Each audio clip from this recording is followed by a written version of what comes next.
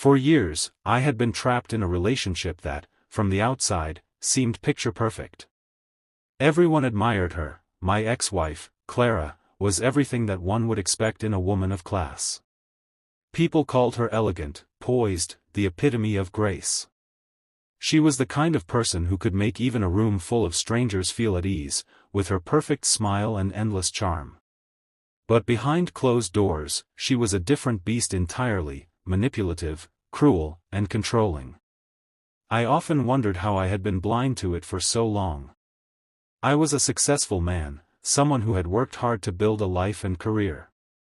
But somehow, she had always been the puppet master. And I, foolishly, had played along for years.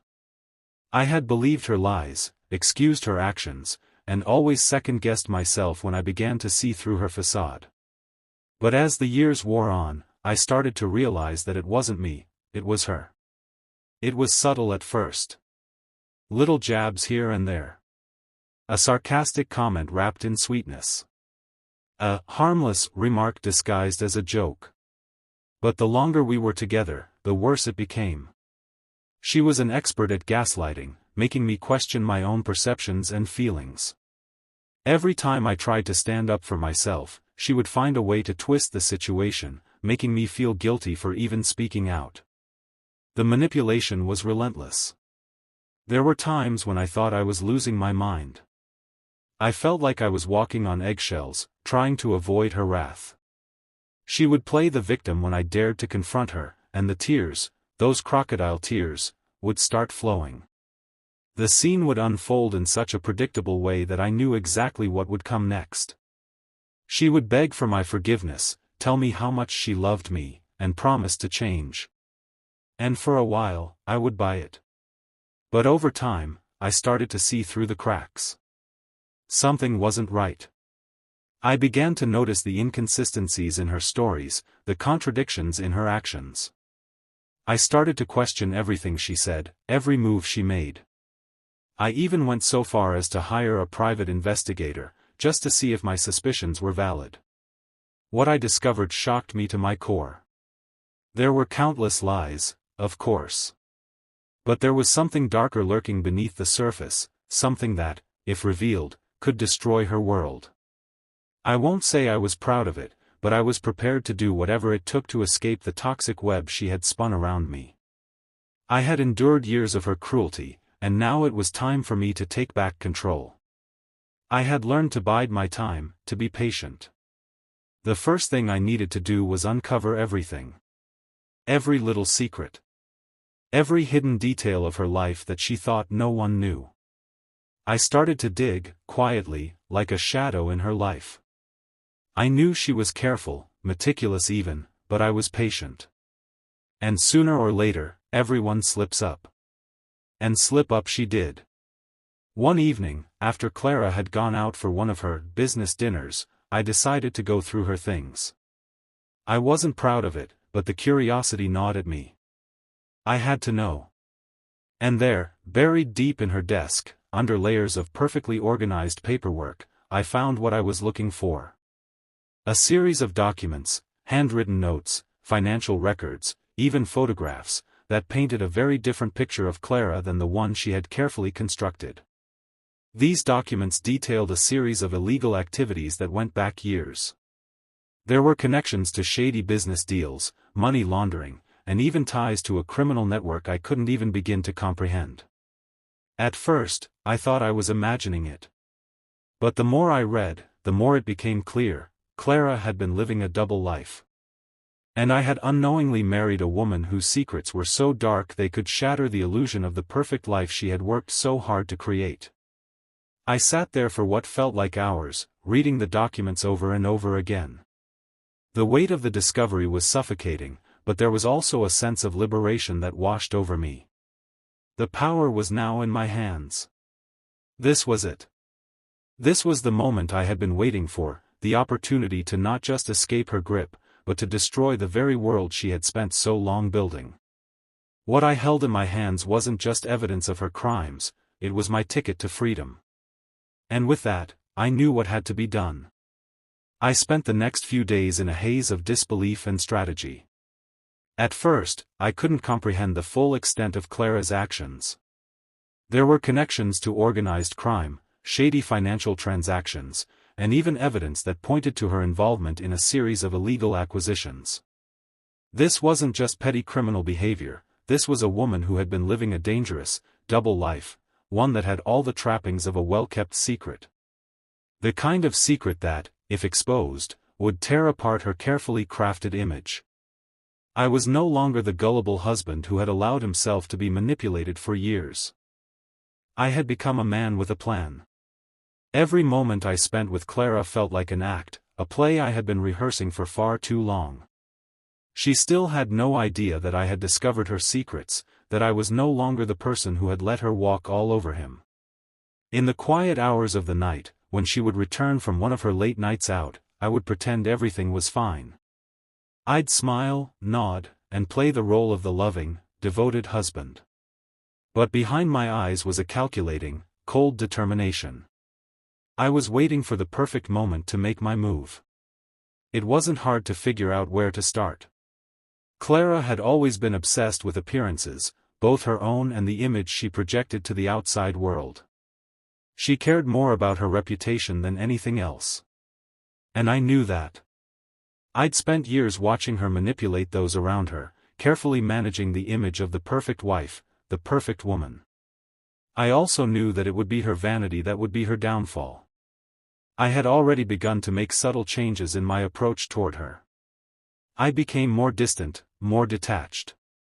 I started to pay less attention to her little games, her subtle digs.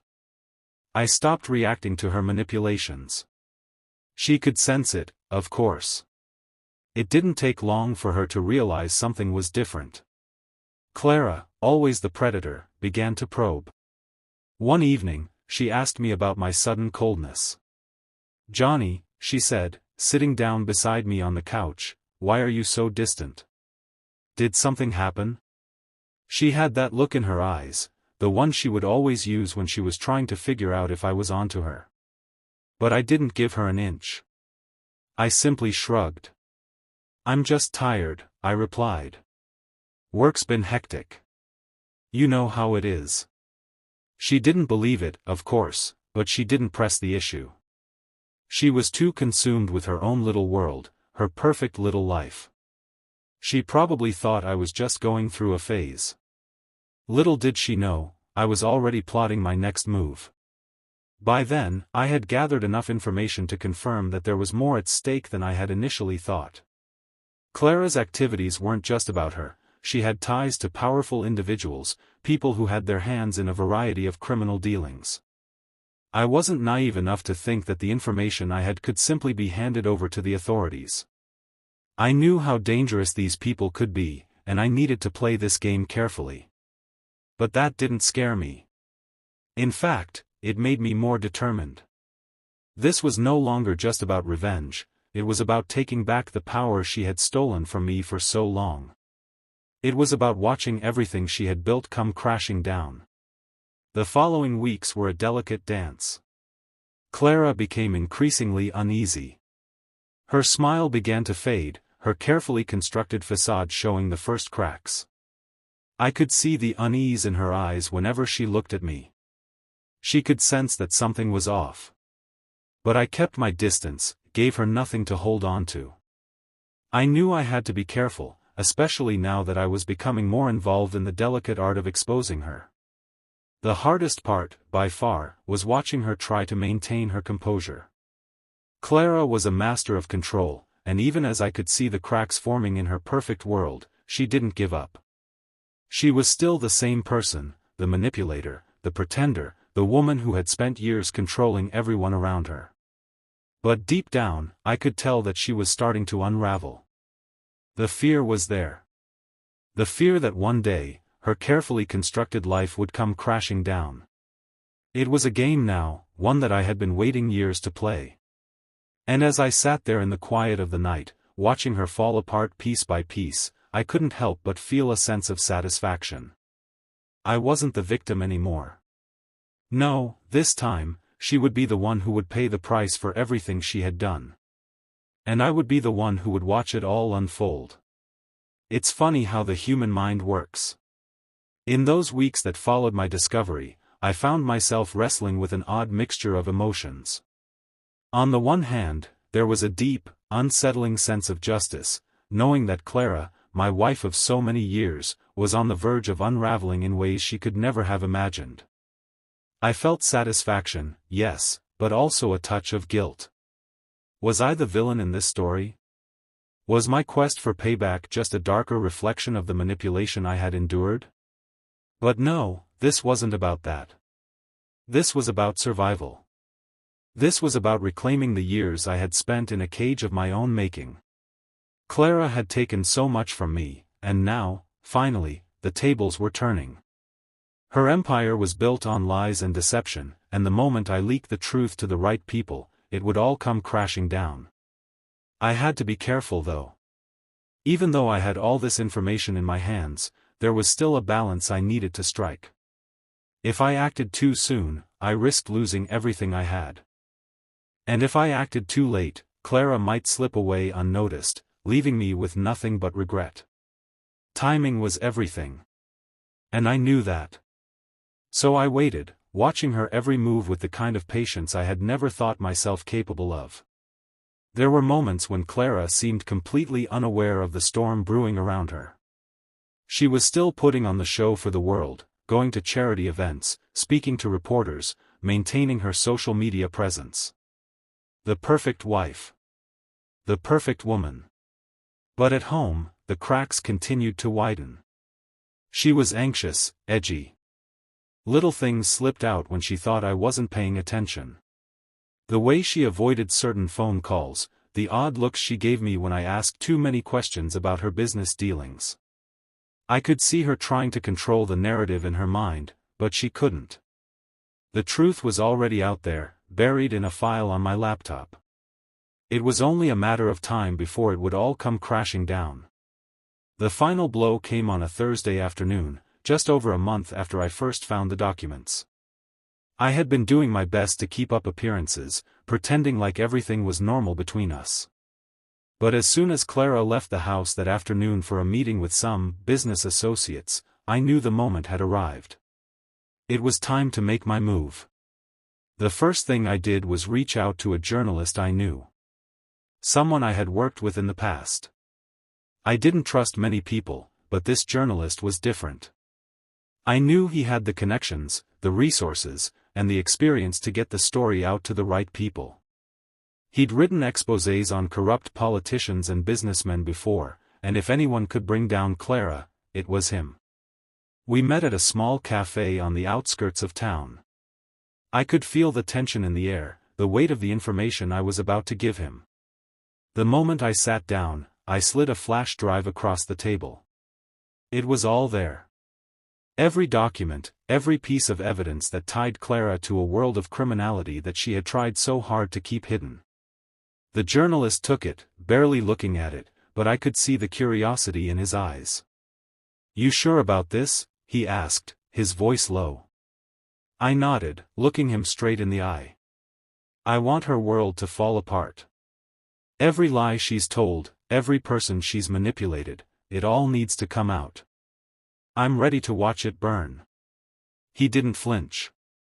He simply nodded, slipping the flash drive into his pocket. "I'll take care of it," he said. I trusted him, but even as I walked out of that cafe, there was a pit in my stomach. This was it.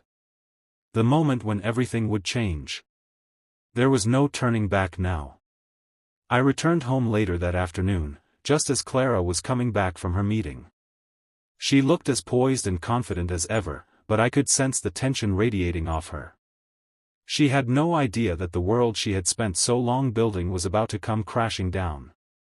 For a brief moment, I thought about telling her the truth, that I knew everything.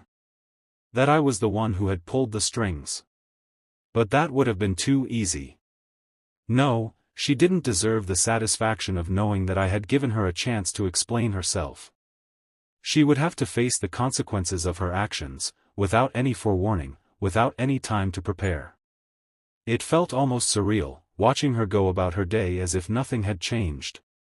But I could see the cracks in her demeanor, the way she was starting to look over her shoulder more often, the way her phone seemed to be buzzing non-stop with calls and messages. She was beginning to sense it. The fear. The knowledge that something was about to shift in the most devastating way possible. And yet, I didn't care. I wasn't the same man who had once been manipulated by her. The moment I'd taken control was the moment everything changed. The days after I sent the documents to the journalist were strange, almost surreal. Clara had no idea what was coming for her, and I couldn't help but feel a twisted sense of satisfaction every time I saw her smile, so perfect, so unaware of the storm about to hit. But there was also something else, something I couldn't quite shake. The fear. It gnawed at me, just a little. What if the journalist didn't do his part? What if Clara somehow slipped away, leaving me empty-handed and with nothing but the weight of regret? What if she managed to escape the truth, as she always had with everything else in her life? The fear lingered, but I pushed it aside. I had come too far to back out now. For a week, there was nothing. No word from the journalist, no signs of the truth starting to leak out. I continued to play my part, remaining distant, watching Clara as she carried on with her life, pretending everything was normal. The longer it went on, the more my anxiety started to turn into impatience. I wanted the moment of reckoning to come. I was ready for it. But it wasn't here yet. Then, the first sign came. It was subtle, but it was enough to let me know that the wheels were finally starting to turn. Clara's behavior shifted slightly. She became more agitated. At first, I didn't understand why, but then I started to notice the cracks in her armor, the little things. The way her phone rang incessantly, how she would glance at it nervously, and how she tried to shield her screen from my view. She was getting paranoid, and that was a beautiful thing to watch. She wasn't used to being the one on edge. For years, she had controlled every situation, every outcome. Now, she was in uncharted territory. One afternoon, I walked into the living room to find her on the phone, speaking in a hushed tone. As soon as she saw me, she quickly ended the call, but not before I noticed the name on the screen, Victor. It wasn't a name I recognized.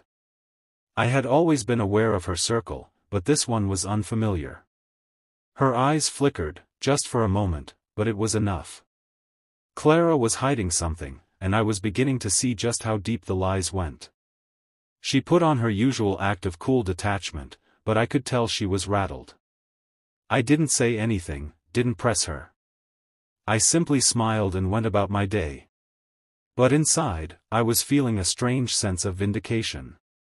This was the beginning of the end for her. She could try to play her games, but now, she had no control. Over the next few days, her nerves started to show more clearly. She would rush out of the house more often, making excuses about meetings and appointments, things I knew were simply distractions. She was covering her tracks, and it was fascinating to watch. But all I could do was wait.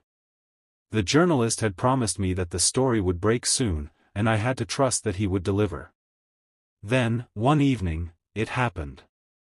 I was sitting at the kitchen table when Clara came in, her face pale, her eyes wide. She had just returned from what she claimed was a business dinner, but something was different. Her usual air of confidence was gone, replaced with something far more fragile. She was shaken, almost panicked. "Johnny, we need to talk," she said, her voice trembling just a little. I looked up at her, trying my best to remain composed, to appear as if nothing was different. But inside, I felt a rush of adrenaline. This was the moment I had been waiting for. It had begun. "What's going on, Clara?" I asked, keeping my tone casual. She hesitated, clearly struggling to maintain her composure. "There's something you don't know. Someone is going to ruin everything."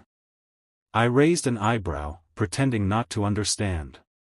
"What do you mean?"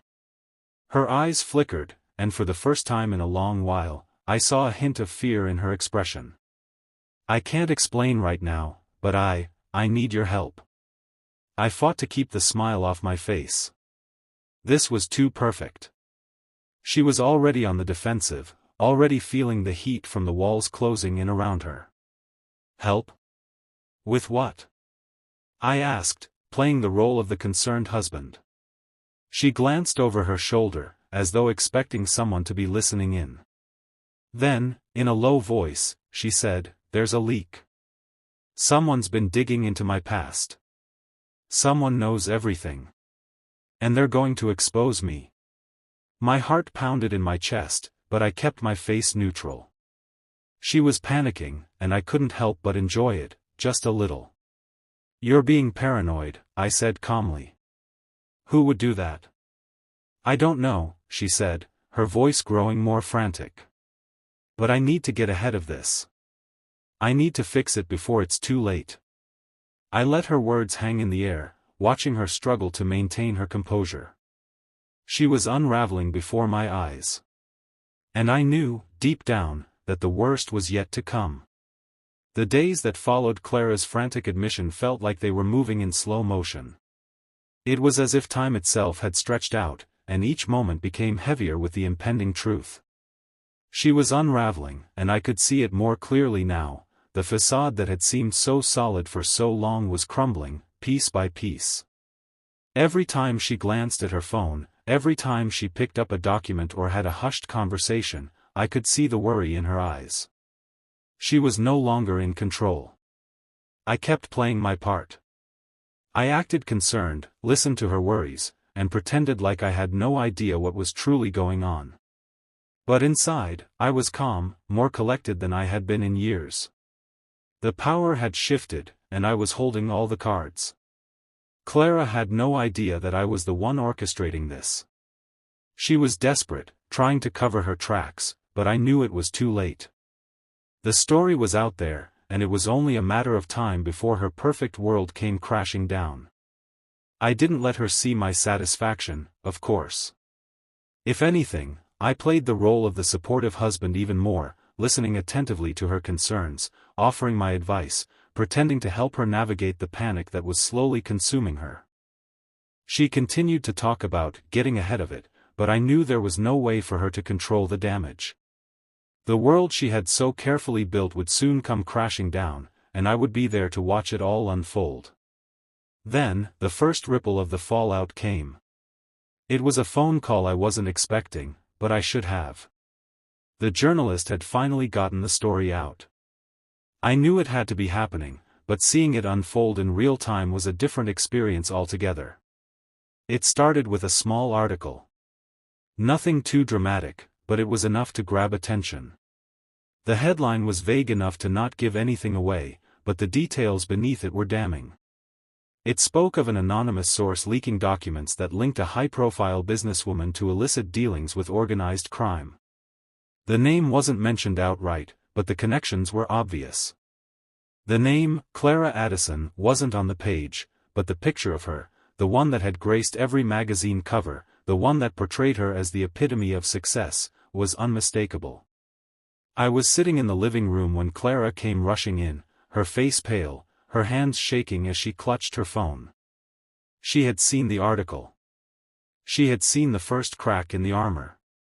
"Johnny," she said, her voice barely above a whisper, "you need to see this." I took the phone from her, pretending to be just as shocked as she was. My heart didn't race, though. There was no panic, no fear in me. I had already been prepared for this moment. This was just the beginning. I read the article aloud, letting each word sink in as Clara stood next to me, her eyes wide with disbelief. "How did this happen?" she whispered, her voice breaking. "Who would do this to me?" I turned the phone off and placed it on the table, my gaze meeting hers. "I don't know, Clara. But whoever it is, they're not going to stop." Her eyes darted around, searching for answers. "We need to fix this," she said urgently. "I can't let this get out. Do you understand? I can't let them ruin everything I've worked for." I nodded. "Of course, I understand. But you have to tell me everything, Clara. We need to know what we're dealing with if we're going to stop this." Her eyes shifted, and for the first time, I saw genuine fear in her. She didn't want to reveal what she had done. She didn't want me to know how deep her involvement in these criminal dealings really went. But she had no choice now. The cracks were too wide. Her world was on the verge of collapse. "You're right," she said quietly, taking a deep breath. "But it's not just me. There are other people involved. People who won't take kindly to this being exposed." I felt a flicker of something inside me. A sense of satisfaction, but also a hint of caution. This wasn't just about Clara anymore. There were dangerous people involved. I had known that the moment I found those documents, but now, it was real. The stakes were higher than ever. "I understand," I said, keeping my voice steady. "But you've got to come clean, Clara. You can't keep hiding this. If we're going to fix it, we need to be honest." She looked at me, her eyes pleading for help. I could see her scrambling, trying to figure out how to regain control of the situation. But there was no way for her to turn back now. The truth was out there, and soon, it would be impossible to hide. That night, I lay in bed, unable to sleep. The walls of Clara's perfect life were closing in, and I could feel the weight of what was about to happen. I knew she would try to salvage what she could, try to use her charm and manipulation to twist the narrative, but there was no saving her now. The power had shifted, and I was the one holding the cards. It wasn't over yet. There was still more to come, more layers to peel back, and more consequences to face. But for the first time in years, I felt like I was in control. The ball was in my court now. As the days passed, the fallout from the first leak of information became impossible to ignore. Clara tried desperately to keep everything under control, but it was like trying to patch a dam that was already cracked. Every conversation we had, every moment we spent together, I could feel the tension building inside her. The fear, the desperation, it was written all over her face. She was no longer the composed, perfect woman everyone admired. She was a shadow of the person I had once known, scrambling to keep the life she had worked so hard to build from collapsing around her. The story about her connections to criminal networks had gone viral. News outlets began picking it up, and soon, the social media platforms were buzzing with speculation. The headlines were relentless: business moguls' ties to crime syndicates exposed, powerful woman linked to organized crime, and the dark side of Clara Addison, the untold truth. Each new post, each new article, seemed to bring her a little closer to the edge. The more she tried to deny it, the more evidence seemed to surface. Clara was becoming increasingly erratic.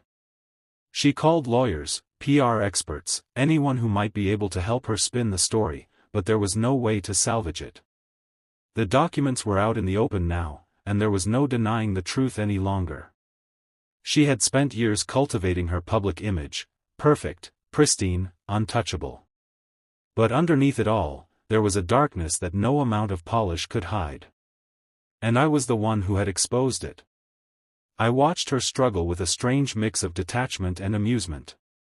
I knew she was trying to cover her tracks, trying to patch up the holes in the narrative she had so carefully crafted. But it was all coming apart. She couldn't control the narrative anymore. She couldn't manipulate the story. And it was beautiful to watch. But even as her empire crumbled, I started to realize something. The consequences were far bigger than I had anticipated. Clara wasn't just a woman trying to save her reputation, she was a woman who had built her entire life on lies, and those lies had been tied to some very dangerous people. People who wouldn't simply sit by and let their secrets get exposed. One night, as I sat in the living room, I overheard a conversation between Clara and someone on the phone. It wasn't a typical phone call. She was speaking in low tones, her voice strained with panic. I couldn't hear everything, but I caught enough to know that she was reaching out to her contacts, trying to fix things. She was desperately trying to pull strings, call in favors, anything to put out the fire I had started. Her voice was thick with desperation. "I didn't do anything wrong. I can fix this. Just give me time. I can make it go away," she said. I couldn't help but smile. She still thought she could control it, still believed she could somehow erase everything, rewrite her story. But she was wrong. She had made a fatal mistake. She had underestimated me. And now, there was no escaping the consequences of her actions. The next day, the final blow came. Clara had always been careful with her public appearances. She knew how to present herself, how to make people believe that she was above reproach. But now, as the media frenzy reached its peak, she was forced to address the allegations in front of a crowd. A press conference. She had no choice but to face the reporters, to try and salvage her reputation in front of the entire world. I watched the event unfold from the comfort of our living room, the TV screen broadcasting her every word. Clara stood at the podium, her composure as perfect as ever, but I could see the fear behind her eyes. She tried to play it off, tried to deny everything, but the questions kept coming. The pressure was building. And I could see her crack beneath it. It was beautiful to watch. She was a master manipulator, no doubt, but even Clara couldn't spin her way out of this one. She stumbled over her words, her confidence wavering as the questions became more pointed. "What do you say to the allegations of your involvement in money laundering and ties to organized crime?" one reporter asked. Clara faltered. "Those are just rumors," she replied, but the doubt in her voice was evident. She had never sounded so weak. "Rumors?" another reporter pressed. "You don't consider the documents released by an anonymous source to be credible? The same documents that link you directly to criminal activity?" Her face tightened, but the damage was already done. The world was watching as the woman who had once been a symbol of power and grace stumbled under the weight of her lies. She tried to regain control, but it was too late. She couldn't stop the tide anymore. The truth was out. As the press conference ended, Clara left the stage with a hasty excuse, but it was clear, she had lost. The perfect life she had built was shattered, and the world now knew what I had known all along: Clara Addison was not who she appeared to be. She was a criminal, a liar, and a manipulator, and her empire had crumbled because of it. I sat back, finally allowing myself to feel the satisfaction of it all. It was over. The world had seen the truth. And I had been the one to expose it. But even as Clara's empire fell apart, there was a lingering feeling inside me. This wasn't just about her. It was about me too. About the years I had lost to her manipulation, the pieces of my life I had sacrificed to maintain the illusion. Now, it was over. She was no longer in control. And I could finally breathe. The aftermath of the press conference was almost as chaotic as the event itself. Clara had expected to spin her way out of it, to use her charm and her connections to quiet the storm.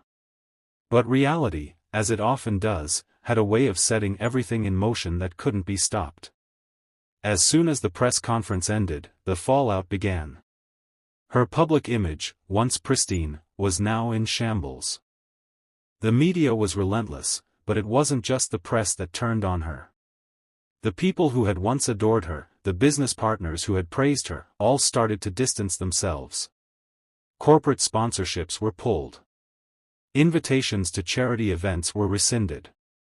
It was as if the world had suddenly realized who Clara truly was, and no one wanted to be associated with the woman whose name was now synonymous with crime. But even as I watched the once glamorous life she had built begin to crumble, I couldn't help but feel a sense of emptiness. The satisfaction of knowing that I had exposed her for the manipulator she truly was undeniable.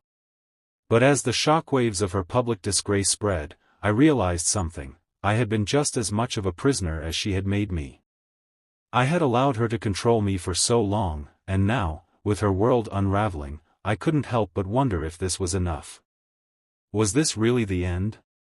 Would watching her lose everything, lose her empire, make me feel whole again? Clara, for all her bravado, couldn't hide the panic in her eyes.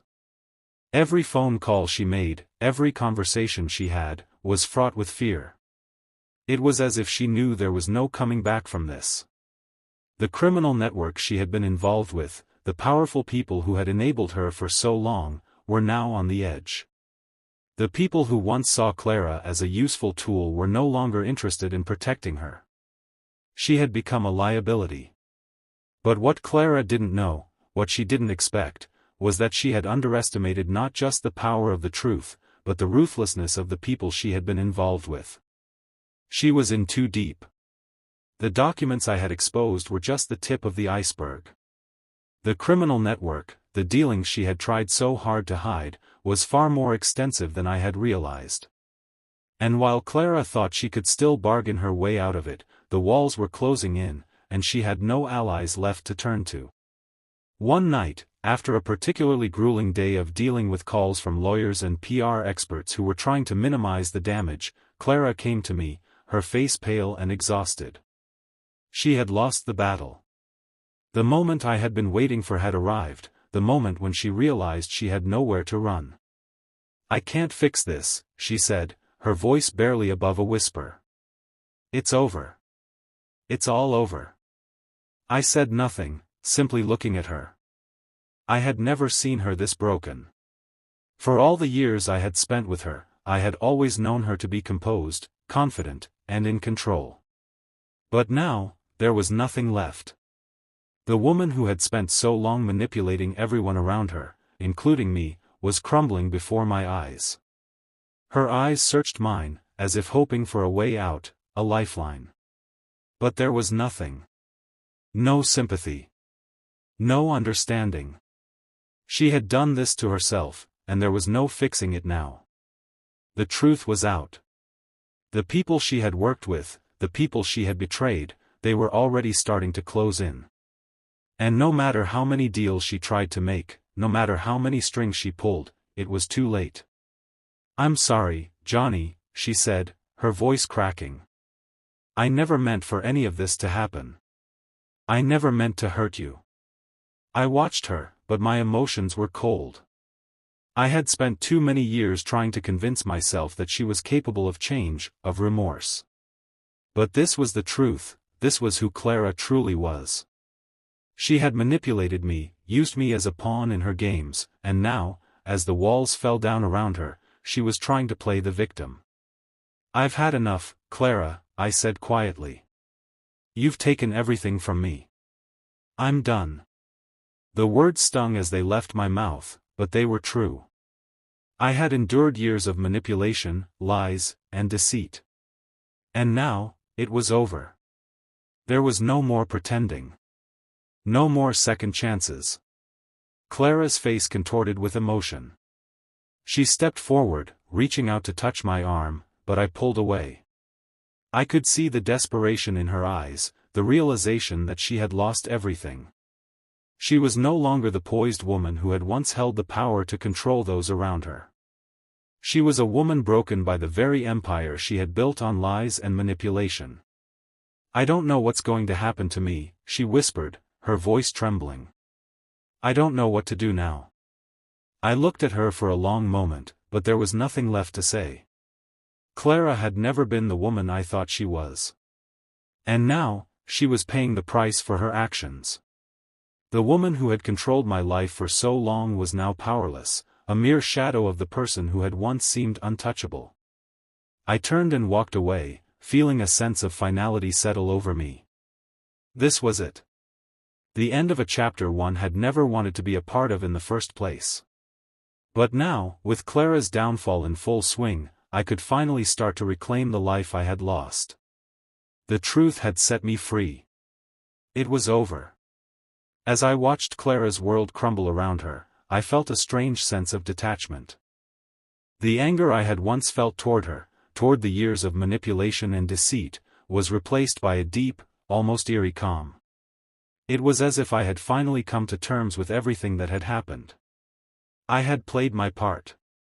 I had taken back control of my life, and now, it was time to let go of the past. But Clara couldn't. She couldn't let go, not yet. Even as the scandal raged on, even as the criminal investigations into her activities deepened, she continued to try and salvage what she could. She reached out to old contacts, made calls in the dead of night, tried to secure new allies. But the walls had already closed in. The people who had once helped her, the ones who had turned a blind eye to her illicit dealings, were now watching her fall with cold detachment. The thing about someone like Clara, someone who had spent their entire life controlling their surroundings, is that when they lose control, it all falls apart. The walls she had so carefully built around her life started to shatter, and in the space of a few weeks, she went from being a celebrated businesswoman to a pariah. Her name was synonymous with scandal, her every move scrutinized by reporters, the public turning its back on her. She tried to cling to her past, to the image of perfection she had so carefully curated, but it was futile. She couldn't outrun the truth. The truth I had exposed. The truth that had been buried under layers of lies, manipulations, and falsehoods. And now, it was out there for the world to see. The final nail in her coffin came when the authorities finally caught up with her. Clara was arrested, charged with a litany of crimes, money laundering, fraud, conspiracy, and more. The charges were a direct result of the evidence I had uncovered. The documents, the photographs, the financial records, they had all painted a damning picture. I didn't feel anything when I heard about her arrest. No satisfaction. No joy. Just a sense of finality. Clara had always believed she was above the law, above the consequences of her actions. But now, she was facing the repercussions of the very empire she had built on lies. She was no longer the powerful, untouchable woman she had once been. She was just another criminal, caught in the web of her own making. I watched the news coverage, the endless headlines and stories about her fall from grace, but I remained unmoved. What was there to feel? The past was the past, and I had no interest in looking back. The years I had spent in her grip, the manipulation, the lies, it was all behind me now. I had paid my dues, and now I could finally move forward. There was a strange freedom in that. To finally walk away, to leave it all behind without a second thought. Clara had taken so much from me, but in the end, it was her own actions that had brought her down. She had underestimated me, underestimated the power of the truth. And in doing so, she had sealed her own fate. As I walked away from the wreckage of our past, I realized something. The revenge I had sought for so long hadn't really been about her. It had been about me. About reclaiming the years she had stolen from me. About taking back control of my life. I had played the game, and I had won. The storm had passed. The truth had been exposed. And now, for the first time in years, I could breathe again. The weight of the past had lifted, and I was free. The end had come, not with a bang, but with a quiet sense of closure. Clara's empire had fallen, and I had walked away unscathed. The world would forget her soon enough, as it always did with people like her. But I would remember. I would remember the lessons I had learned, the lessons of survival, of power, and of never letting someone else control your life. It was over. And for the first time in a long time, I felt like I was finally free.